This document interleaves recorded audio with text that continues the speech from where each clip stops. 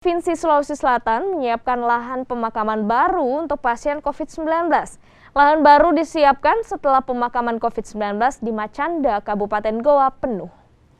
Kasus kematian COVID-19 di Sulawesi Selatan yang masih tinggi membuat lahan pemakaman COVID-19 di Macanda kini penuh. Di lahan ini setidaknya hampir 1.200 pasien COVID-19 dimakamkan. Tak adanya lagi tempat pemakaman membuat Pemprov Sulsel menyiapkan lahan pemakaman baru yang berada di Desa Pacelekang, Kecamatan Patalasang, Kabupaten Goa.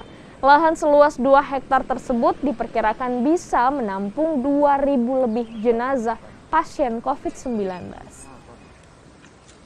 Ya, kita sudah ada pemakaman baru di Desa Pacelekang. Tentu ini adalah aset dari Pemprov yang kita manfaatkan. Juga di sana sudah terpagar keliling dan kemudian tinggal perbaikan sedikit akses, dan ini juga sudah kita koordinasikan dengan Pak Bupati. Alhamdulillah Pak Bupati dengan cepat, Pak Bupati Goa, untuk merespon ke bawah untuk koordinasi dengan Pak Kapolres, Pak Dandim dan seluruh Satgas Kabupaten bersama Provinsi, dan kita sudah putuskan di sana adalah tempat untuk mengekstend tempat